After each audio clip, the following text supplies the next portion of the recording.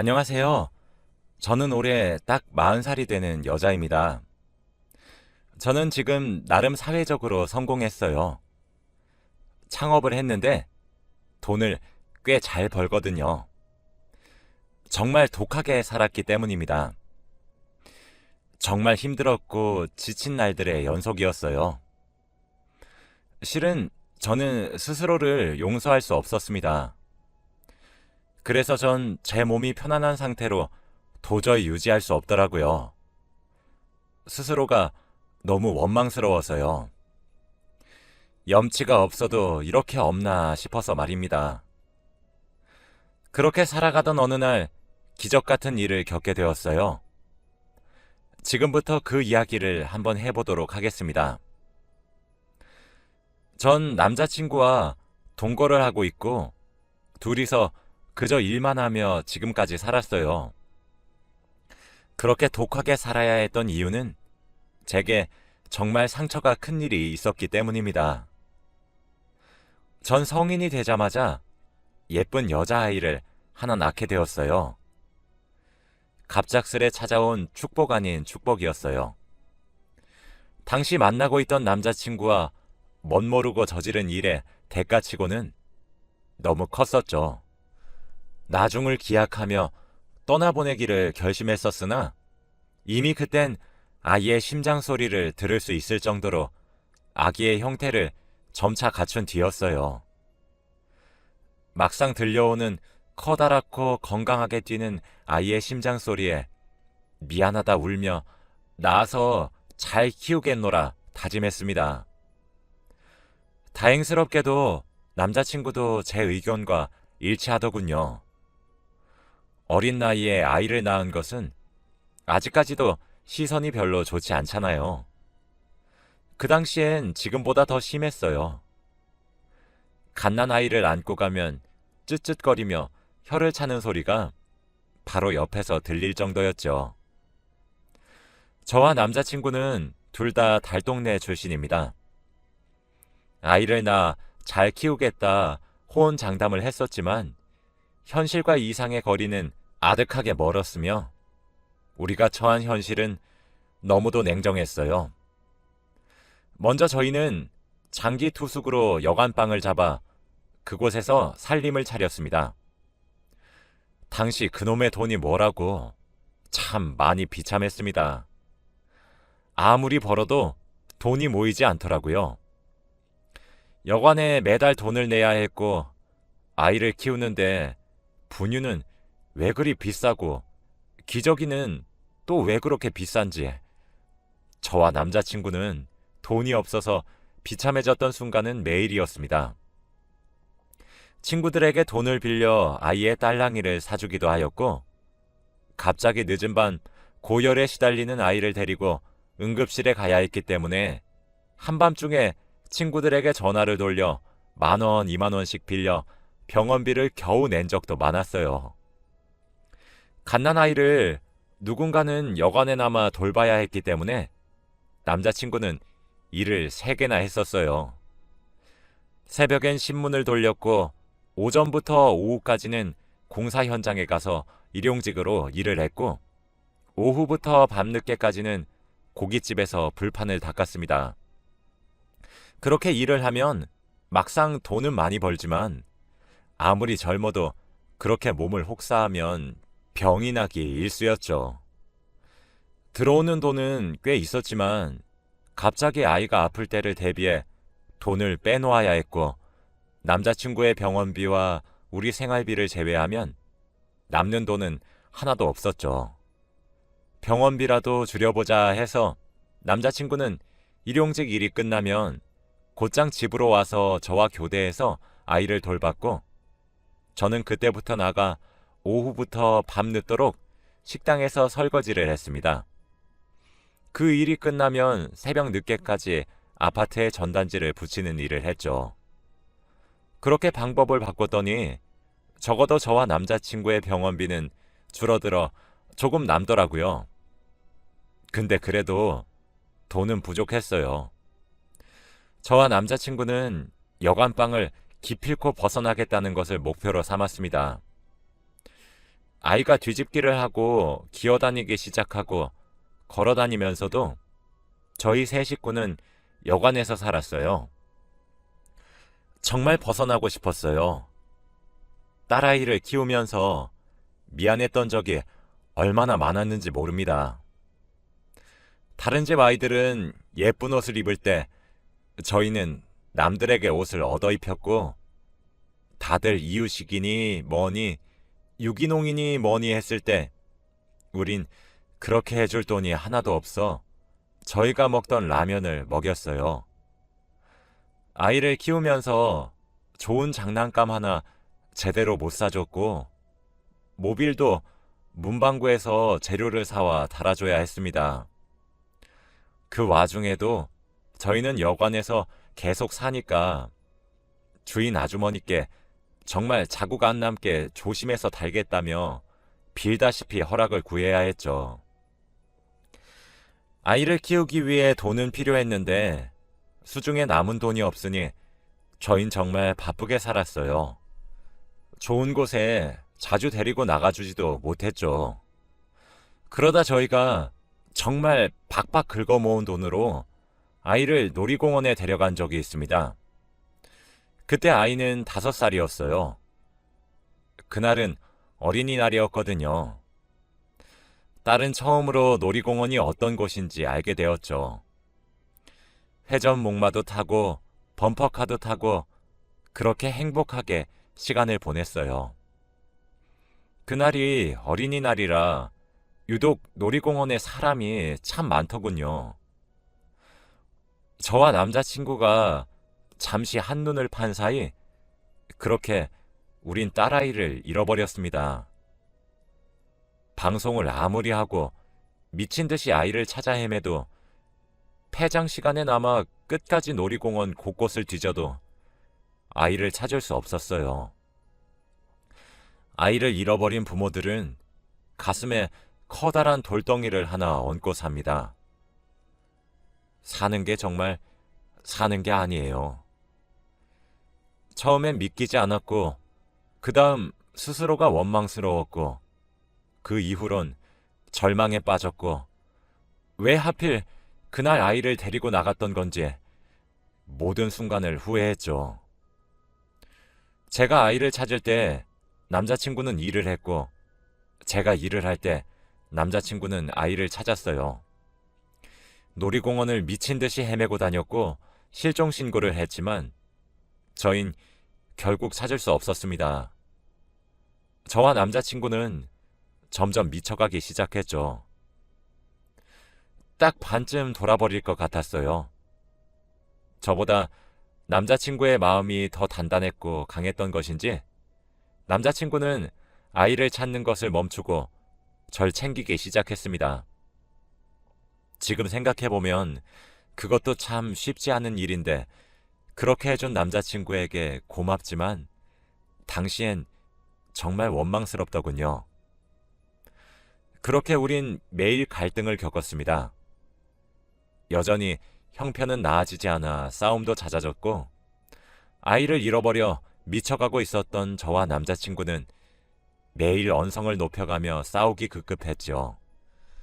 저희는 아이부터 생겼기에 혼인신고도 결혼식도 하지 못한 상태였거든요. 남자친구와 전 헤어졌다 만났다를 반복했습니다. 미쳐 사는 제게 지쳤다가도 절 챙기러 오기를 반복했죠. 아이를 잃어버린 지 5년 정도 되니 전단지를 보고 비슷한 아이를 봤다는 말에 헐레벌떡 찾아가 아니란 사실을 확인하길 수십 차례가 되니 저도 점차 지쳐갔어요. 남자친구에게 하나 고마웠던 것은 남자친구는 절 포기하지 않아 주었다는 점이죠. 매번 기대에 들떠 남자친구에게 말을 해 같이 방문해서 아니란 말에 주저앉은 저를 옆에서 참 많이도 위로해 주었습니다. 남자친구가 그러더군요. 꼭 찾게 될 거니까 그때 아이를 찾게 되면 그동안 해주지 못한 거 다 해주자고. 그러니까 우리 기반도 닦아보자고. 이제 정신 차리고 돈도 아이를 위해 모아놓고 안정적인 수입도 가져보자고. 그러니까 여기서 주저앉지 말라고 우리 명의로 전셋집도 구해서 아이가 돌아오면 언제든지 모든 걸 해줄 수 있는 환경도 닦아놓고 싶은데 엄마란 사람이 이렇게 쉽게 지치면 되겠냐고 말이에요. 그 말에 기대어 일어섰습니다. 그동안 모은 돈으로 남편은 10평 남짓한 가게를 하나 얻었어요. 남편은 분식집을 오픈했어요. 남편은 저와 나이는 같았지만 저보다 훨씬 어른스러웠습니다. 옆에서 제가 지쳐 쓰러지면 일으켜 세워주고 울면 달래주고 그렇게 꾸역꾸역 저희는 살아갔어요. 점점 줄어드는 연락에 저도 남편도 점점 찾는 건 바라지도 않고 살아있기만 해달라 빌었죠. 그렇게 시간이 흘렀고 그 사이 우리는 여관방도 탈출해 작지만 아담한 집도 마련했고 돈도 꽤 많이 모였어요. 맛집 프로그램에 출연도 해서 매출도 많이 올랐죠. 번화가로 자리를 옮겨 더 큰 곳에서 장사를 할 수 있게 되었습니다. 우울했던 우리 부부는 점차 활기 있게 생활할 수 있게 되었어요. 사람이 많이 지나다니는 곳에서 일을 하게 되다 보니 일손이 모자랄 수밖에 없더라고요. 돈도 넉넉히 벌어들이고 있는 입장이라 알바를 쓰기로 결정했어요. 면접은 제가 담당했죠. 수많은 사람들을 대상으로 면접을 보았습니다. 그중 딱 한 사람이 눈에 띄었어요. 여자아이였습니다. 그 여자아이는 나이에 비해 조숙해 보였어요. 면접을 보다 알게 되었죠. 여자아이는 부모가 없다고 하더라고요. 지금 근근히 벌어먹고 산다고 하였습니다. 한마디로 사정이 참 딱한 아이였어요. 저도 아이가 있었다면 딱 저만한 또래일 텐데 싶기도 했고 아이의 사정이 딱하기도 하고 다른 아이들보다 저 절실해 보여서 열심히 일을 할 것 같아 그 아이와 일을 하기로 했어요. 아이의 이름도 혜원이었는데 여러모로 잃어버린 아이의 생각이 참 많이 나게 하더라고요. 이름도 똑같았거든요. 그래도 저희 가게에서 일을 하면 혜원이는 제 예상처럼 정말 싹싹하게 일을 하기 시작했습니다. 분식집이긴 하지만 서비스업과 비슷한데 혜원이는 항상 생글생글 웃는 낯으로 일을 했어요. 얼굴도 예쁘장해서 주위에 있는 남학교의 수많은 첫사랑의 대상이 되기도 했어요. 혜원이는 참 기특한 아이였죠. 성실하기도 하고 싹싹하기까지 한 직원을 미워할 순 없었죠.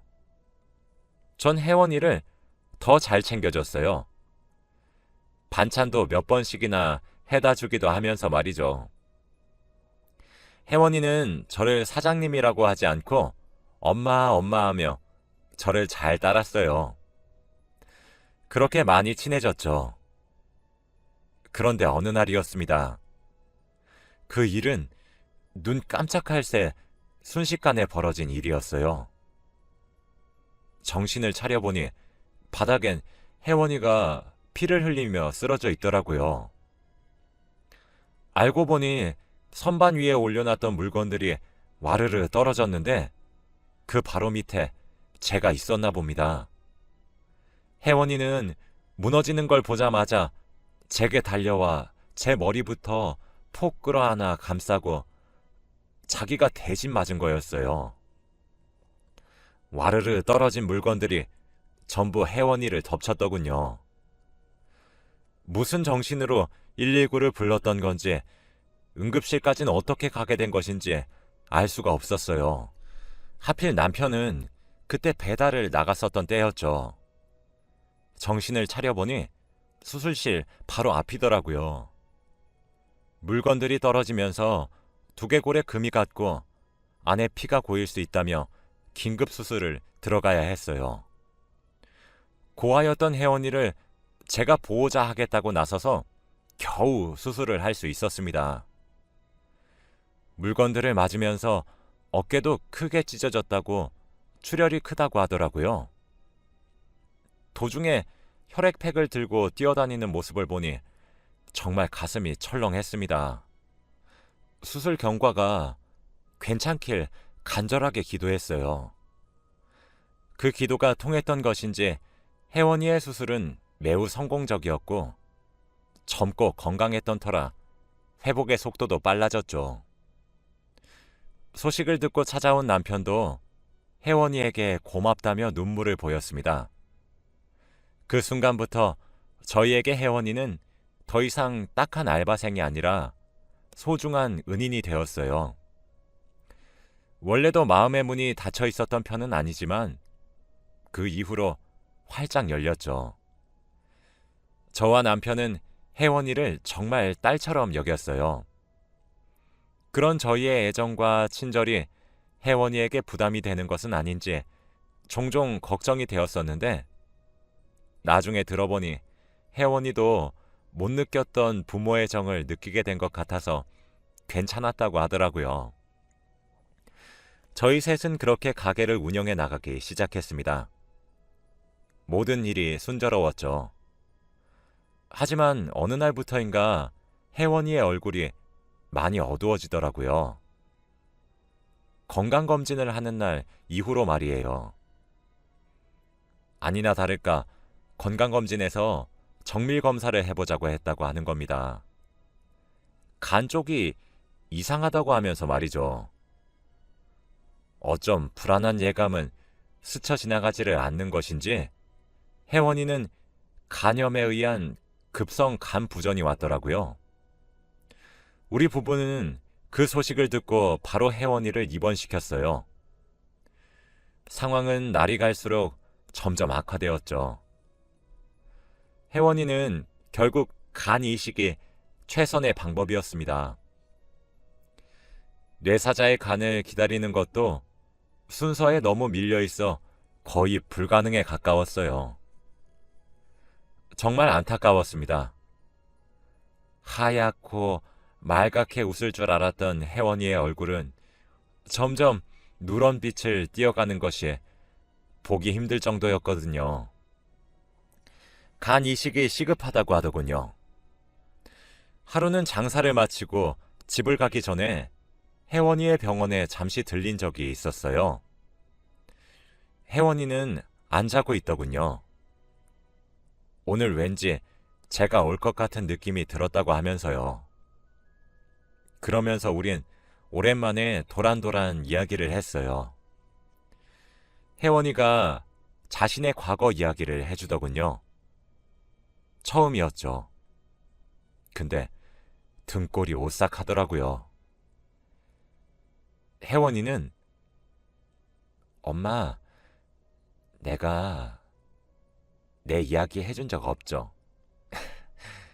오늘따라 왜 이렇게 기대고 싶어지는 건지 모르겠네.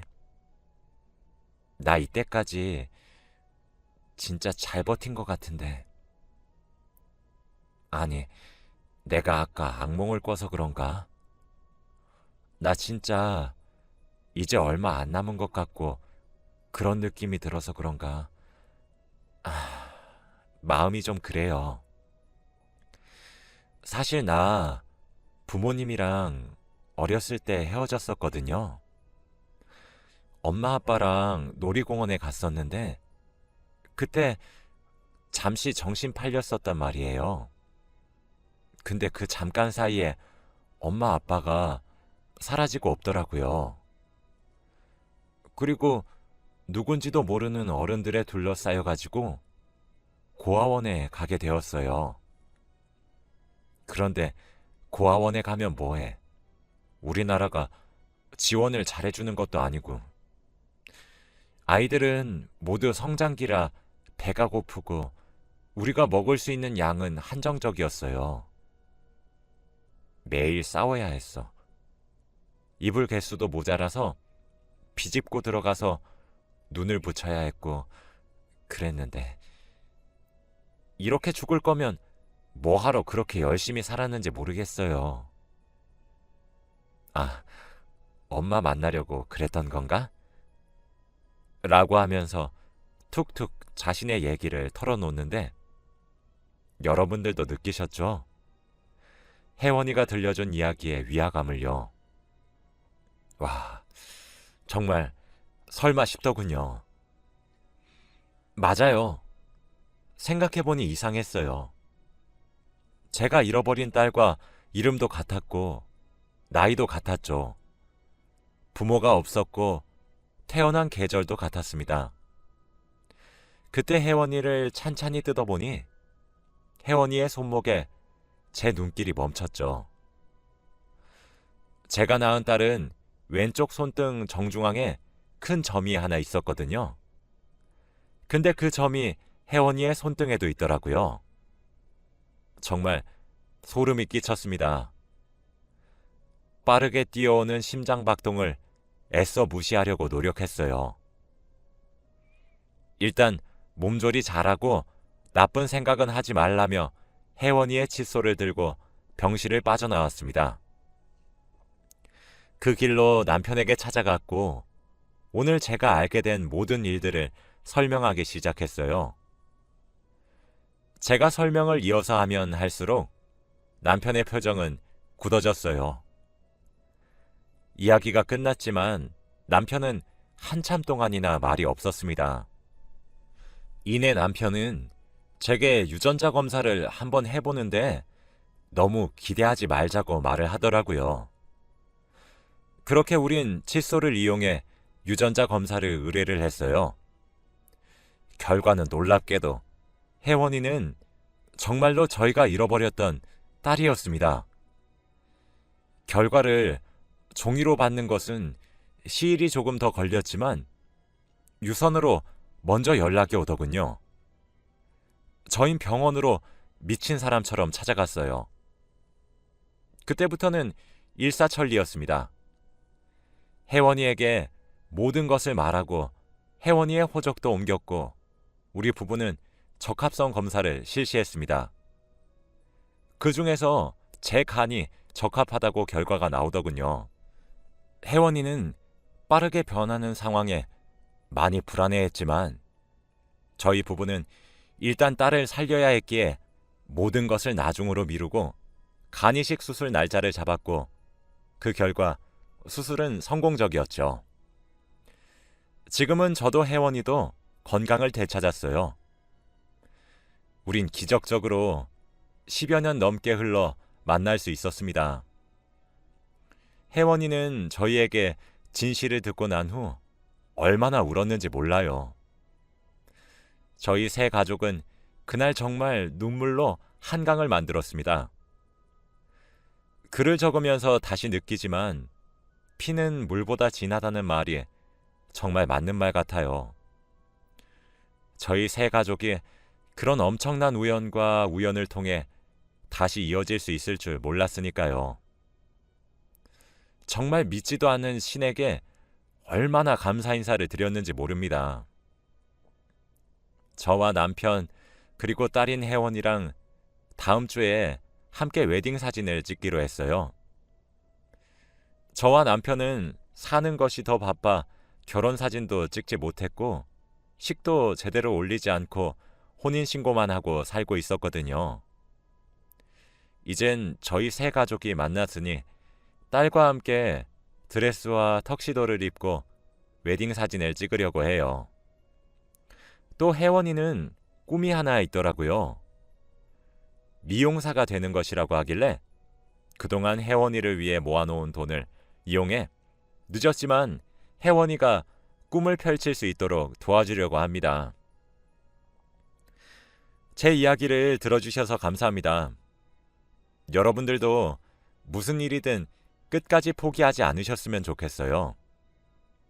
혹시 아나요?